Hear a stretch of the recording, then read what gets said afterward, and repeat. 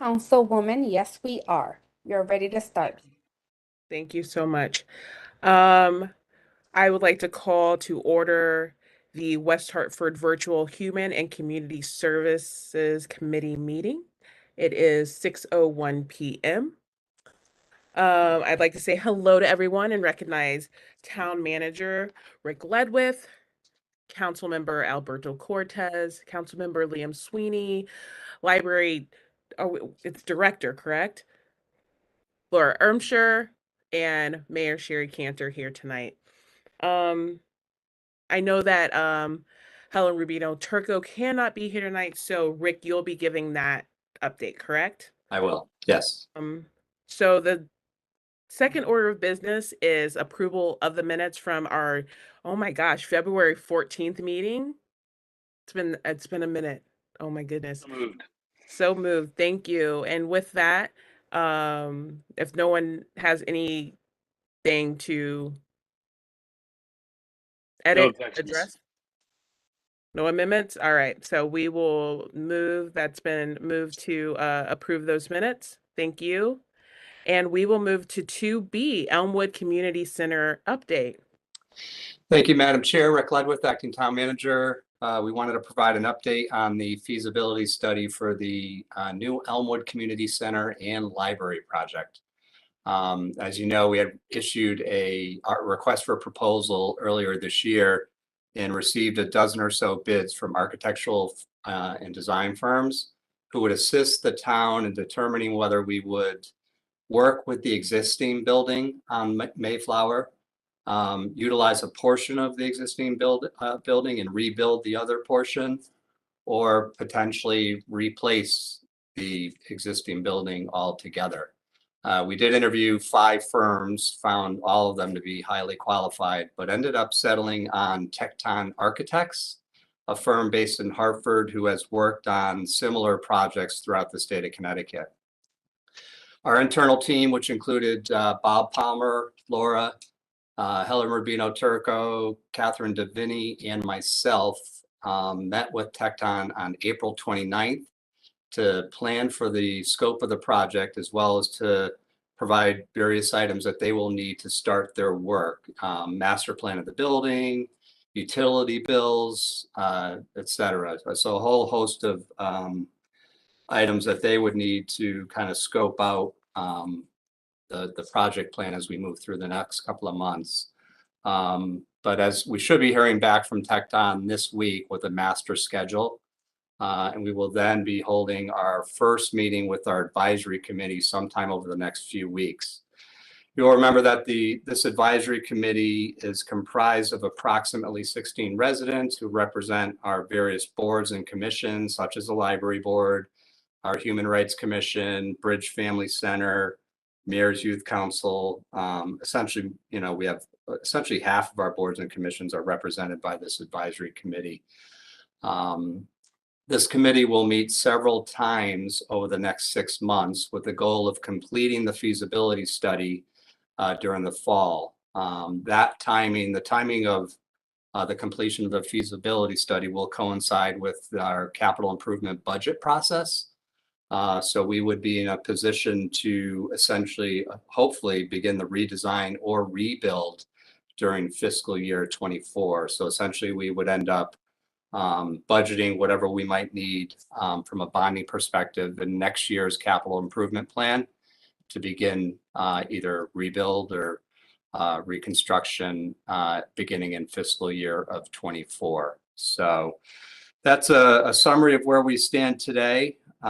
We should have, as I said, the master schedule sometime in the next week, have a kickoff meeting with our advisory committee in the first part of June, and we'd be working essentially most of the summer and into the fall in order to present back to this committee as well as the town council as a whole in terms of what recommendations may follow. So very excited about this, and Laura could talk about it as well. I mean, and she was involved in the interview process. Meeting with the 5 firms, all brought different perspectives and visions, but each vision, I think, got us more excited about the project that we are about to embark on as a community. And I think will really bring a lot of new life to the Elmwood portion of town. And as folks know, the Mayflower property, or maybe you don't know, it does back up to Beachland Park. And the thought of seeing, or removing the trees and the brush from the back of the building and opening up the new community center and the new library to Beachland Park was really exciting for the folks, for the team that had the opportunity to interview all of the architects. And part of that vision is what kind of brought us to Tecton as a final decision as the architect to work with. So very, very excited about the next 6 to 7 months, and looking forward to engaging our entire community and being able to report back to the committee in the months to follow as well. So happy to answer any questions that committee members may have. Back to you, Madam Chair. Thank you, Town Manager. I don't have any question. I guess maybe one. You said several times when it came to the advisory committee, do you propose that being once a month, every other month? You know, I want to make sure, and I think everyone else on this call wants to ensure that the community is fully involved in this. Like we said, this is a 50-year project. Yeah. A 50-year, building. And we just want to make sure everyone is having their voice heard and their vision seen. And I'm happy. I love Tecton Architects that actually have a personal place in my heart. That's one of the first places my wife got a job here when we first moved to Connecticut. Okay. So that's kind of Not know that. With the project, I love hearing 2024 and our fiscal year. That's breaking ground 2024, ready to roll, hopefully. Correct. Through you, Madam Chair, Rick Ledwith, Acting Town Manager. So we would meet essentially once a month. We're figuring at least 3 to 4 meetings with the advisory committee, as that would take us into that first part of September, October. But included in that will be outreach to our community at large. So the advisory committee will be very instrumental in working with the architect and settling in on what final recommendations we would make moving forward. But there will also be an opportunity to engage the entire community through surveys, both in person and electronic. So that we'll have more in the next couple of weeks in terms of how that master schedule will look like, what it will look like, and how much community engagement we'll have as we move through this process.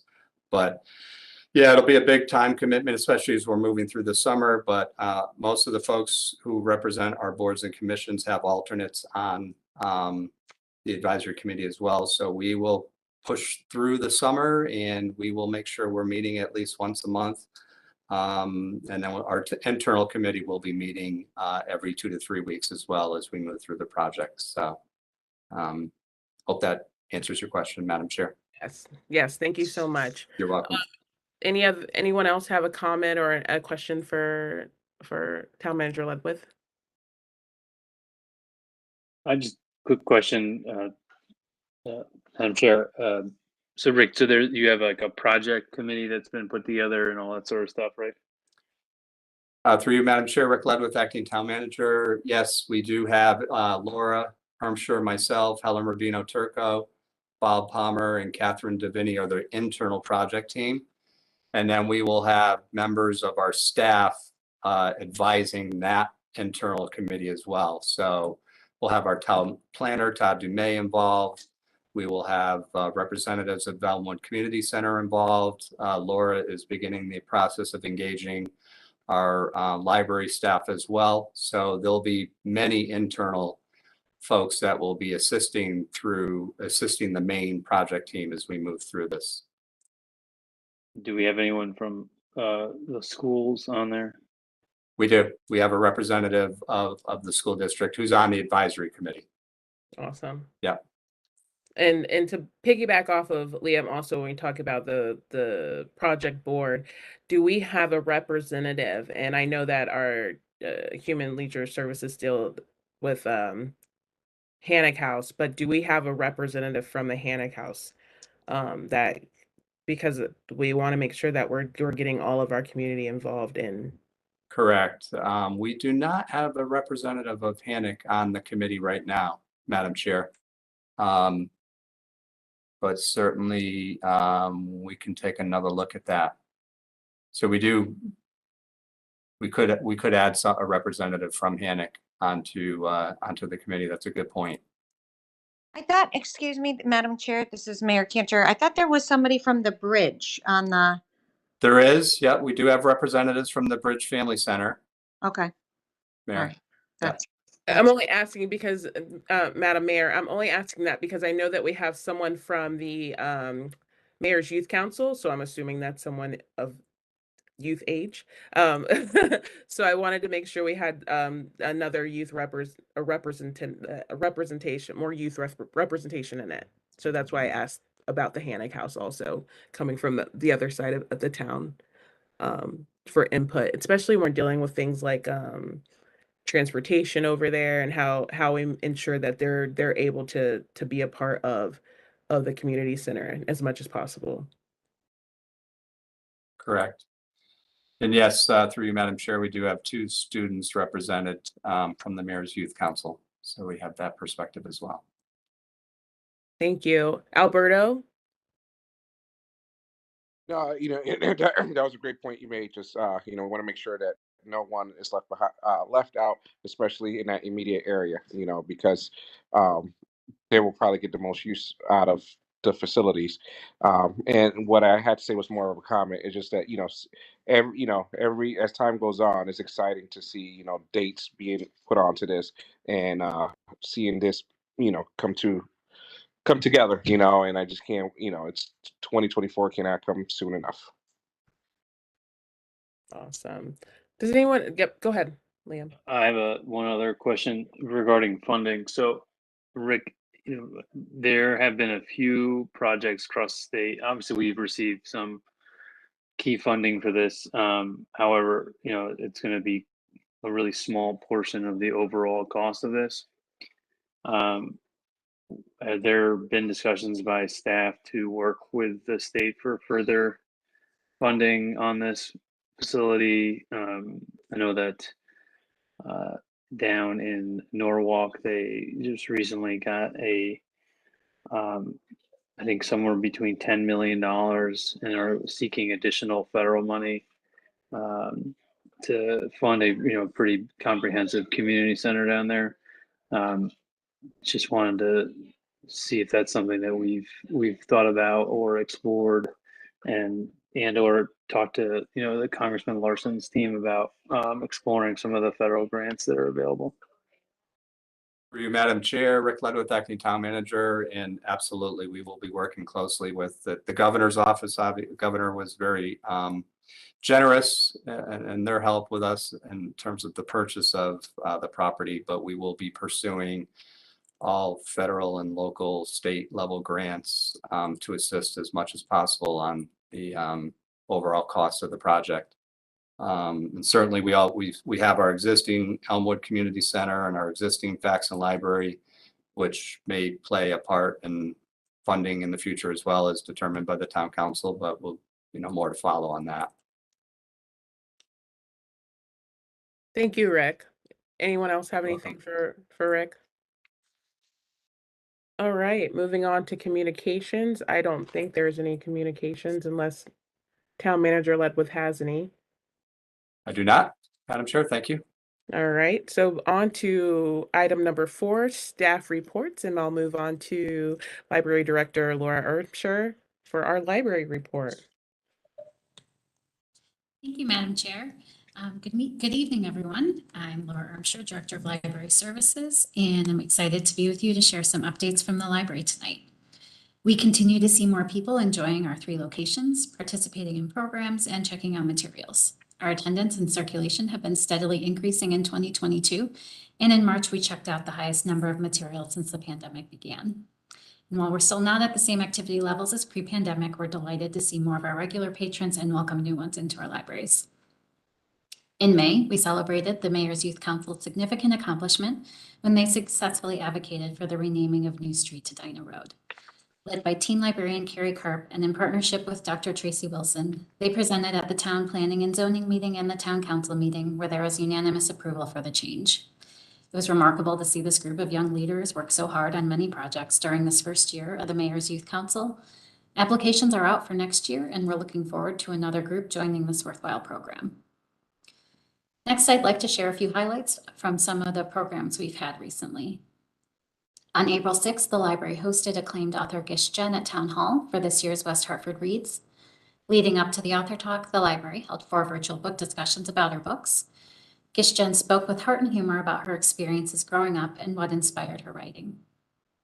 The Children's Room has had the pleasure of welcoming 3 ballet companies for different programs this spring. In April, the Ballet Theater Company of Hartford presented a preview of their show Aladdin. This morning, Ballet Hartford performed a mini show of Alice in Wonderland, and the Hart School Community Division will be offering a ballet mini class for preschool children and their parents on the morning of May 23rd. In March, the Adult Winter Reading Challenge concluded. We had 137 adults participating between all 3 branches. They completed 119 activities and read over 560 books. Raffle winners received their prize baskets and pictures were posted on social media. We heard from patrons that they enjoyed the contest and were motivated to read books they wouldn't normally seek out because of some of the challenges. And planning is underway for our Adult Summer Reading Challenge. In the Noaa Webster Library, we're happy to see our gallery filled once again with exhibits from local artists. We're partnering with the WHCi Artist Emporium to display new shows every few months. This month, we have A Way with Words, an art show celebrating the written word. Next month, we're planning for a show celebrating the Juneteenth holiday. Artists of color are encouraged to submit art inspired by the theme Juneteenth. It can be literal or abstract in any medium, although pieces must be wired to hang on a wall. Submissions are taken through May 18th, and more details about the submissions can be found on our website. Just started raining a lot here. I know.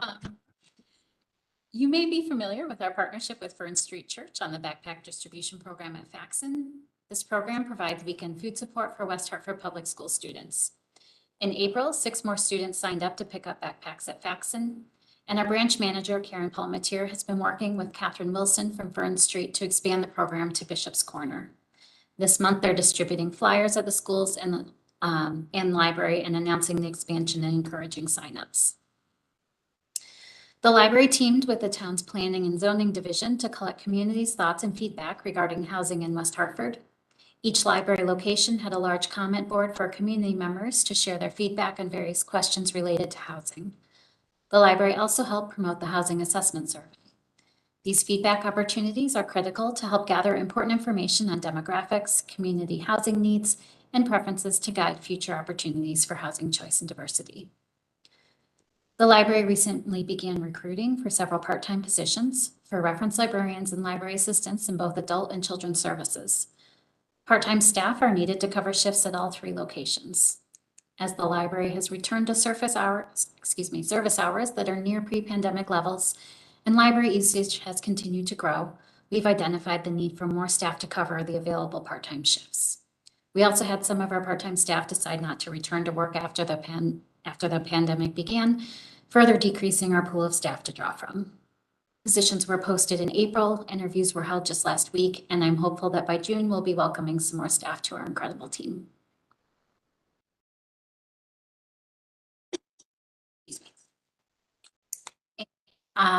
Wrapping up, I'd like to highlight some of our upcoming programs and events. The West Hartford Babies program is finally starting up after being developed in 2020 and stalled due to the pandemic. Parents may come to any West Hartford library to receive a Baby's First Library Visit certificate for infants up to 18 months. And I have to show it off because it's the cutest thing I've ever seen. So you get to fill in the first time you visited, your favorite story, what you like to do in the library. And then we also have a booklet that has another cute graphic from our team designed here, book lists, suggested activities, and a bingo board. And if you complete the bingo board and bring it in, you get a library tote bag that also has the same design. I'm in love with this program. I hope we get to welcome a lot of library babies. And with thanks to the West Hartford Library Foundation for funding this one. In June, we'll be hosting a special program celebrating Gertrude Blank's contributions to the community by keeping storytelling alive. This program is titled My Story, The Journey to Freedom and Better Life, and will feature members of the West Hartford community telling their stories. The program will be held on June 16th at First Church next to the Noaa Webster Library. There's information on our website. We're encouraging registration, but it's not required, just to monitor capacity, and we're hoping to get a big crowd for that. Summer reading is always a highlight of the year. Our children's librarians filmed a video to get children excited about summer reading. Librarians filmed at secret locations around town, including Westmore Park, the Reservoir, the new Elmwood Community Center and Library property, Elizabeth Park, and Troutbuck Trail. The video will be shown in West Hartford Public School preschool through 4th grade classes. And during the last 2 weeks in August, children can bring in their summer reading forms to any library location to receive a free book. This program is sponsored by the West Hartford Library Foundation.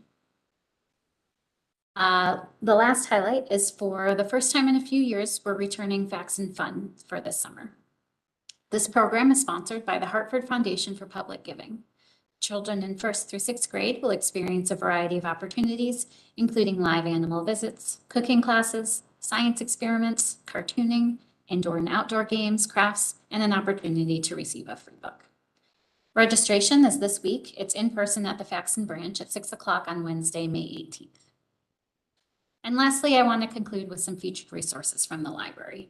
Our Art and Museum Pass program provides passes to West Hartford residents with a library card to 29 area museums, attractions, and art venues. We recently added 3 centers to the program, including the Hungerford Nature Center, which is a 30-acre nature and animal rehabilitation center in Kensington, Connecticut, White Memorial Conservation Center, a natural history museum and nature center in Litchfield, Connecticut, and the Storm King Art Center. This pass was donated by a library patron who sought us out with this gift. It's a large 500-acre area over the border in New York State and provides the largest collection of contemporary outdoor sculptures in the United States. And with that, I conclude my report, and I'm happy to answer any questions you might have.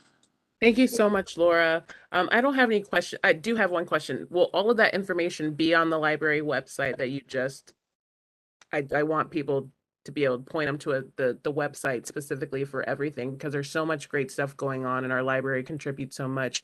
I was just going to make a comment that Councilman Sweeney better be the first one there to get the My First Book thing. He just, he's a new dad, well, 3rd child, but new dad. So he better be the first person there. And he's like the biggest fan of our library. So thank you for that report. Does anyone have any questions for Laura? Absolutely. Councilman Cortez. Hi, Laura. So with the backpacks, so Facts and Locations is doing it now, and we're hoping to branch to Bishop Corner. If anyone wanted to help out with the backpack and provide some stuff, is there a possibility? Who can we contact? Who can we contact? Thank you. Let me get back to you on that. Fern Street is they're the ones that fill the backpacks and then bring them to us, and then we're the location that the students can pick them up at. So I can get you information on that. Got it. Thank you. Yes, Town Manager. Thank you, Madam Chair. Rick Ledwith, Acting Town Manager. I just wanted to talk, follow up on Laura's discussion on staffing and really credit Laura and her leadership and the leadership of the entire library. As folks know, when we moved into the pandemic, we had to pivot and address the needs of the community in different ways. And I know we've talked about it here and at council meetings, and the library did a tremendous job of stepping up and supporting our community as we moved through the pandemic.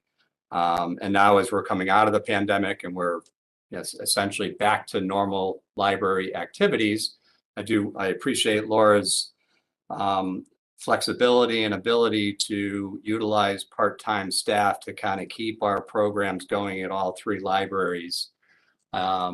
We do have a librarian 2 position that is appropriated, but it's not funded. But I know that is having an impact within the library program. But Laura's doing an exceptional job of managing the needs of our community as we move forward. But at some point we may be back, before the council and talk about funding for that position in the future as we kind of move through these next few months and see how Laura is able to patch a team together to make sure that we're delivering the best services as we always have through our libraries to the community. So just wanted to mention that. Thank you.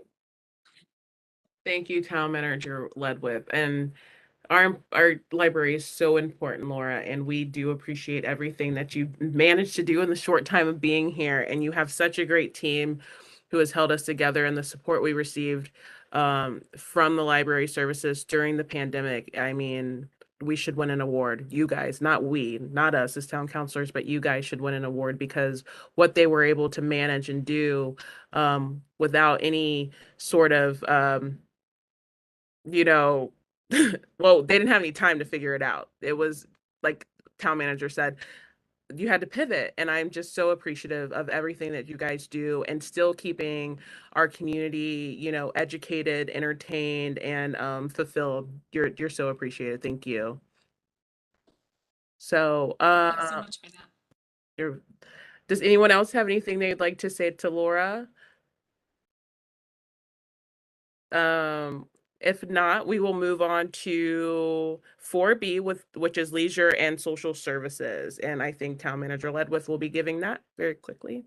Thank you, Madam Chair. Rick Ledwith, Acting Town Manager. As you mentioned earlier, Helen Rubino Turco could not join us this evening, but we did upload the Parks and Recreation, essentially capital improvement plan onto Civic Clerk. So, and I'm happy to provide a summary of some of the key projects that are occurring within our parks. The largest project is the Eisenhower pool project, which, as you know, is closed for the season.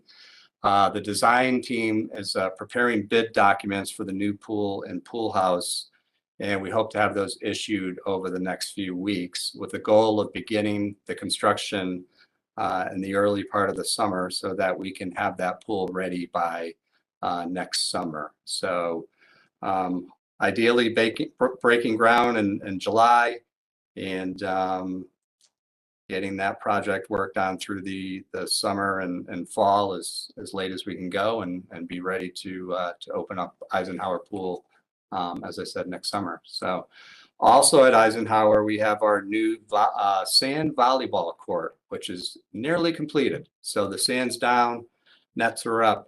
We're growing some grass around the sand portion of the volleyball court right now. So we're just waiting for that to kind of settle in. But our goal is to have that volleyball park up and running by the end of May. So ideally by Memorial Day weekend, we will be seeing our first sand volleyball action at Eisenhower, which will be exciting for the community.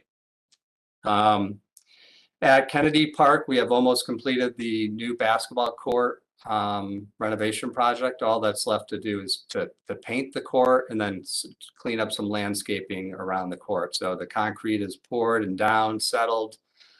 We just need the perfect painting conditions. I think it has to be 50 degrees at night for X number of nights in a row to start that. So it won't be long. We'll have that paint down and Kennedy Park basketball court will be open and ready for action.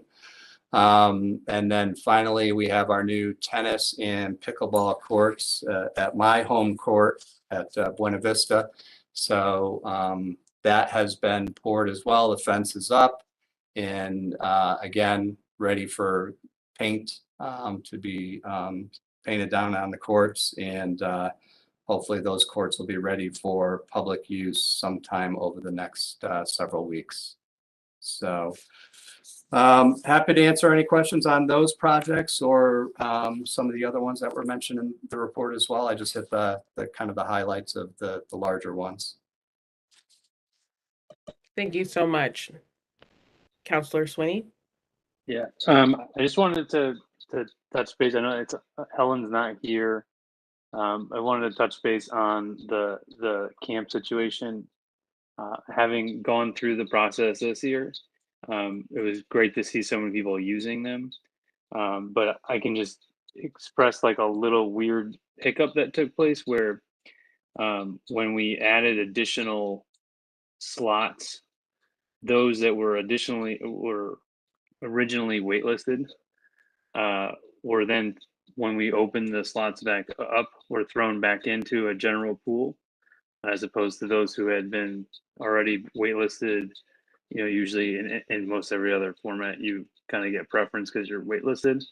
Um, looking at our kids' camp chart right here, I can't imagine how. I mean, we have the flexibility to do a lot of things and move a few things around, but it's just something that I think we could do probably a little better job of communicating on the recreational side, because it was it was very strange on our end just experiencing it.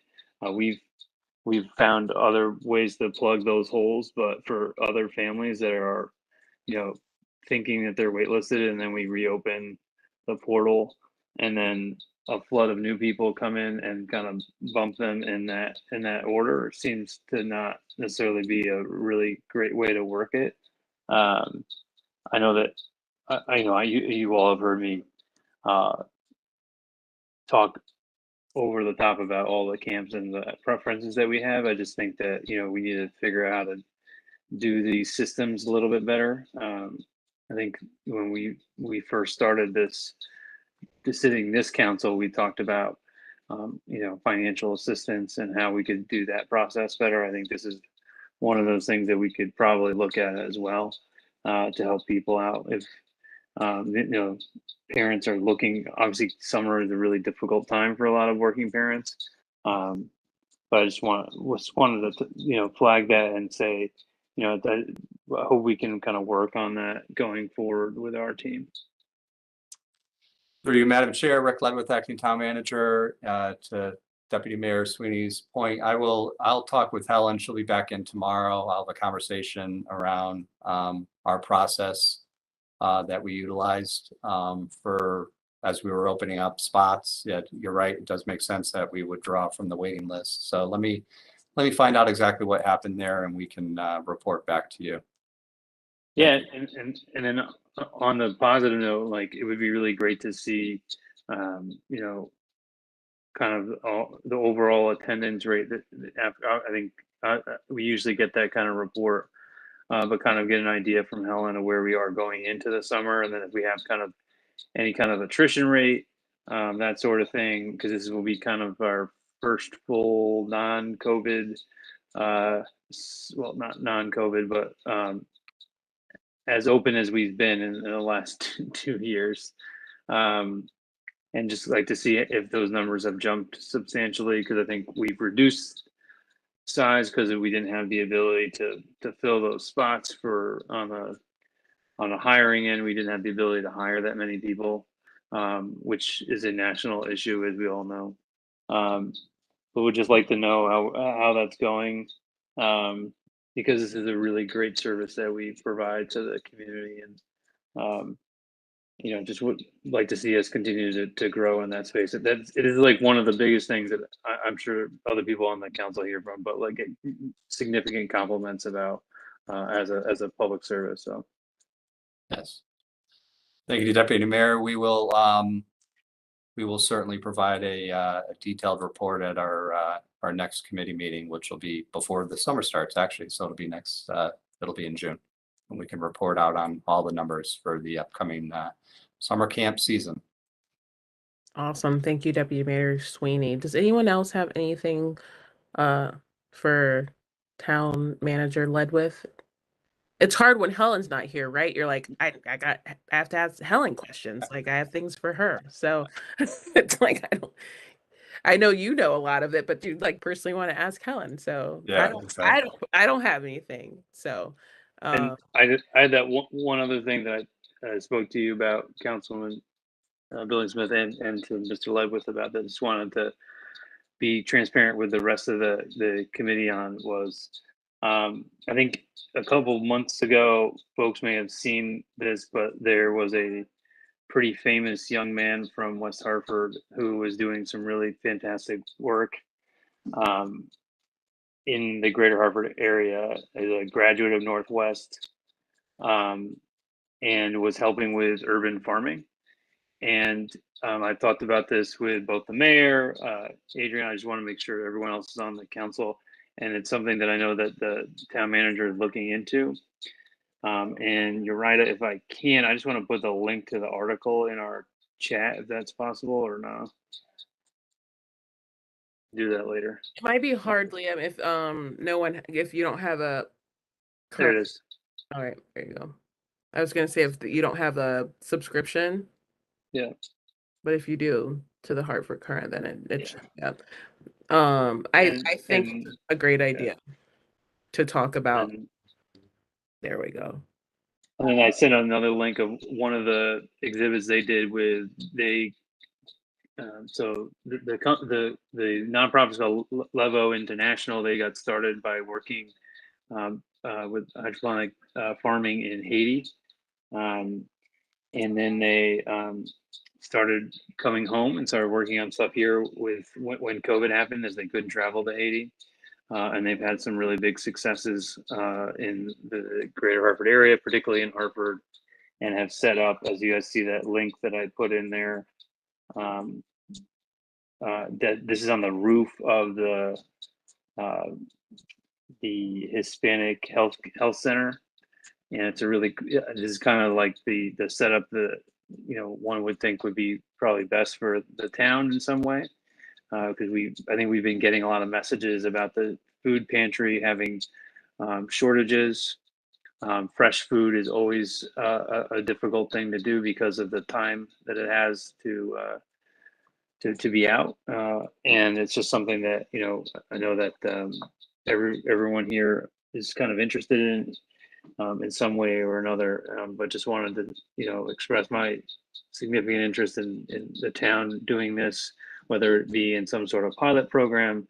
But this is a young man from our town who has gone across the country and done this really successfully, and I think it's something that we should take a look at in our own community, whether it is on a volunteer basis for people in town, or it's a service that we provide, or a collaboration with other nonprofits throughout the community, or just directly with Levio. But it's really impressive the work that they are doing, both in our neighboring communities and abroad. So I just wanted to flag that for folks and just touch base with the town manager about this as well.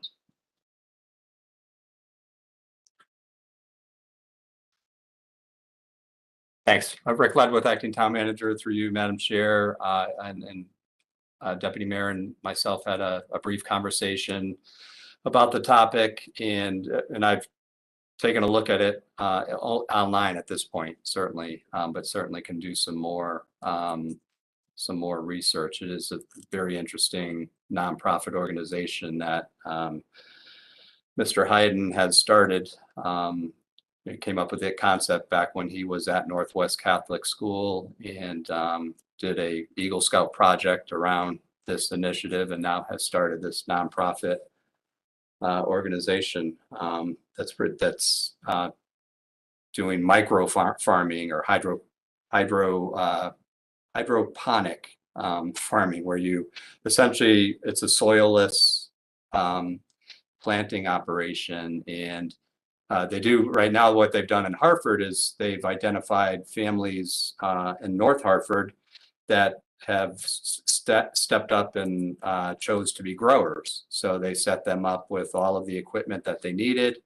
And then they produce kale and lettuce and tomatoes and those types of produce. And then they are now selling, they do sell them in West Hartford, actually. So at St. Thomas, the Apostle Church, St. Tim's, and at Northwest Catholic, they have farmers market where they're using these micro farming produce to sell there. So it's actually generating, in a sense, revenue for some families in North Hartford as well. So we can reach out to Levo, and right now it doesn't look like they have any like municipal private nonprofit relationships, but we can talk to them about the concept of partnering with them in some capacity here in West Hartford and identifying growers, and then growers providing produce to food banks and things like that right here in town. So yeah, if it is okay with you, we can reach out to them and see where this might go. Yeah. Counselor Cortez? And then, so, I work at West Hartford Methodist Church, and we have a short list of, some initiatives that we wanted, to do in town. One was organize a racial activation team, which was priority, and we got that up and going. Two is do something for the summer for families that are dealing with food insecurities. That was high on our list. And then also a farmer's market. We have space, and we're might be faster. We could be a source, to try to get this going too, if it's faster than going through the committee. And as a committee, we can work together. That's one thing that I wanted to do is on this committee is actually, the action piece, also. And so I can make arrangements if you wanted to meet up at, in the church and see if we can fast track this. Yeah, I If think it makes sense. sorry for interrupting me, Counselor Cortez. I think we want to reach out, like Town Manager Ledwith said, and Deputy Mayor Sweeney. You want to reach out to all of our community members. You're a great community member through your church, and just other organizations that are trying to do the work. Even reaching out to Hannock House for the kids to be involved and having something like that. So I think it's a great idea to try to see who the organizations are and the stakeholders are, and make it an entire community effort, and see, like you said, who has a space, or if there's families who want to contribute and do this, because I think the entire community needs to be involved in this. So I think it's a great idea for us just to start get the ball rolling on all of that. Absolutely. Yeah. Well, awesome. So if anyone doesn't have any other questions for Rick, does anyone have anything for future agenda items that they would like on the future? I think we have a couple things, that particular piece, and an update on numbers for camp, correct? Yep. So, okay. Anyone else have it? Yep, go ahead, Liam. Sorry. I wanted to just commend the staff on the awesome work on the Trout Brook park. The Trout Brook path is fantastic, and it's like seeing another part of the community. Those are parts of town that I've growing up here and living here for as long as I have never seen that side of town. Is really, you feel like you're going into another world down there. I do want to kind of just flag that at some point there should be some sort of safety precaution down there, because it is off the beaten path, and I just want people to feel safe. Particularly, it doesn't close at night. It doesn't have doorways to it. It's open all the time, and I just want particularly all people who are walking to feel safe when they're down there. Not that they would, but it is very off the beaten path from a traditional street or road with no neighbors or anyone. And if there's a way for us to have some sort of public safety component to that down the road, that's something that I think we should just take a look at, and just something for us to think about going down the road. But it looks amazing, and the people are still working really hard on it. It looks fantastic. Through you, Madam Chair, Rick Ledwith, Acting Town Manager. We will definitely talk with the police department. You're absolutely right. And especially as this continues, phase 5 is completed, move into phase 6, and we're taking the trail essentially all the way to Yukon on Asylum, having some public safety component visible any way possible on the trail, something we will explore with the police department, whether it be a bike patrol that will factor the Trout Brook Trail into their beat, so to speak. But we'll look into that. Thank you. Awesome. That's a great point, Liam, that you want to ensure it's safe, especially after some of the stuff that's happened the past couple of weeks. We want to ensure that our folks feel safe on, and it's a beautiful trail, and I'm excited to walk it and ride my bike with the kids. So thank you. And thank you for bringing that up. Go ahead, Alberto.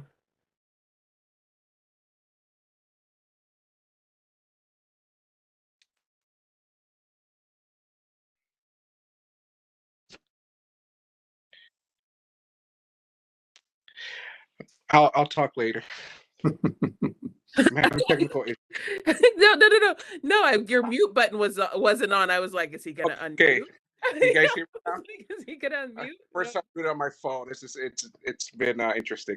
No, I just want to make sure that so with the component, are you thinking even a blue light also, not just go beyond a patrol? Because you can't always guarantee a patrol, but you know how they have the blue light with phone systems in the colleges and the hospitals sometimes. I don't know if that was what you were thinking. That's what came to my mind. Yeah, we'll take a look at that. Good idea. Great idea, Counselor Cortez. So, town manager Ledwith can speak with public safety officials and make sure we get some of that stuff done. Appreciate that. All right. Anything else that we want to talk about? No. Alberto's like scared now. He's like, you looked at like, no, I was like, you're on mute. I don't know what to say. No. Great meeting. We missed Helen tonight. She will be back next month. Surely. Well-deserved vacation for Helen. Oh, well, good. Well, I would like to adjourn this meeting. Everyone, I move to adjourn this meeting at 6:48 p.m. I would like to thank everyone for attending tonight. We had some really great ideas and some really great topics to move forward with. I'm excited about the community center, possibly, partnering with folks who are thinking about food insecurity, especially with our need for that right now. Talking about making sure our community is safer as a whole, I think is our number one goal, is to ensure that people feel safe and supported in this community. So I really appreciate everyone here tonight and talking about our library and all its great all of its great programs. So thank you, everyone, and we will see you next month then.